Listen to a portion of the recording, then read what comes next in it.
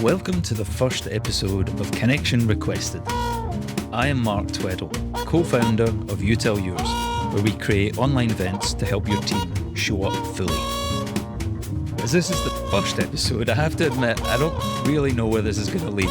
All I do know is that I want to have stronger connections on LinkedIn. And the best way to create that connection, that human understanding, is through storytelling. I don't want to talk too much, give too much of an introduction, because I really want to focus on my guest. So here's a question.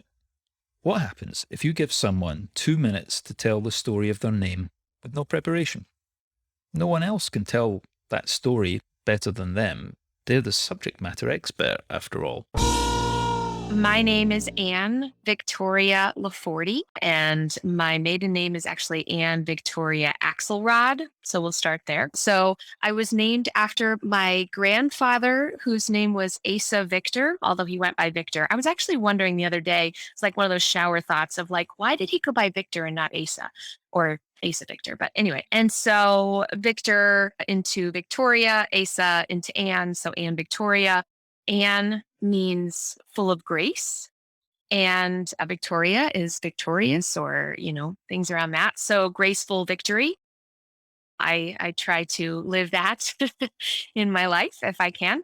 Axelrod, my maiden name, is Jewish. My dad's from New York, and his family used to have a seltzer bottling company. So that name, we've got a seltzer bottle, an old one of those, seltzer bottles up on the mantle that says Axelrod on it. But our last name is Laforti, which means the strong. So gracious, victorious strength. Now that you've heard Anne tell you the story of her name, how does it make you feel? Would you have talked about your name in a similar way? I have no idea what my name Mark means, or at least I didn't until I started editing this podcast, and Anne made me curious. And so now I know that Mark is related to the Latin word Mars, and so it's thought to mean consecrated to the god Mars, or god of war. I kind of wish I'd known that when I worked in UK defence, though it's probably best I didn't. And now that I do know it, I don't think I'd include it in my name story. I usually focus on the history of my family and the fact that generationally we are terrible at spelling, which has something to do with my last name, Tweddle. Anyhow, no matter what, when we tell the story of a name, we can't help but focus on our own interests and what we think is important or relevant to us. So when you see someone's LinkedIn profile or their resume, or even an online dating profile, you often just get data, lists of skills, accomplishments, interests, and experience. But who are they? How do they see the world? Are they like you? I think we need to tell our stories, and not that story about how you single-handedly saved the company $1 gazillion. Just simple stories, like the story of your name. I also asked Anne to tell me the story of how she approaches connection and why it's so important to her. My master's is in biomimicry, and it's an online program. It's through Arizona State University.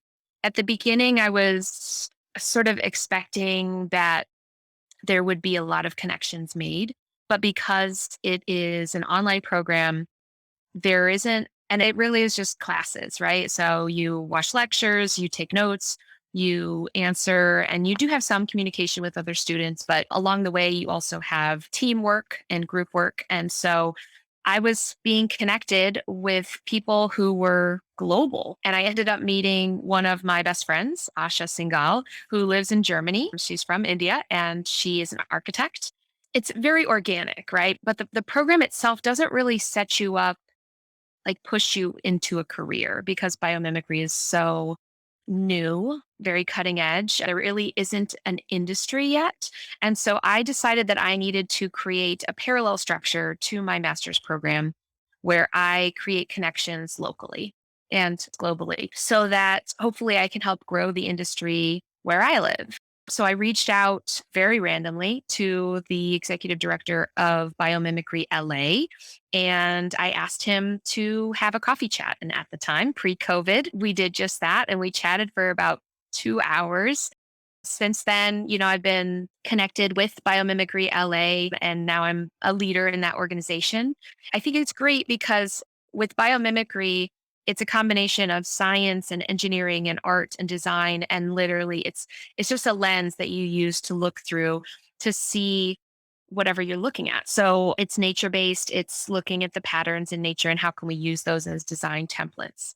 And I like to think a lot about how fungi uses networks. Fungi uses networks to be able to share resources across multiple plants. They use networks to connect and share information, solve problems. If one end of the fungi can solve a problem, the entire rest of the network has that ability. And so I'm trying to do that with my network, is build real relationships with people, real connection, and hope that improves my ability to reach people and do the work that I want to do.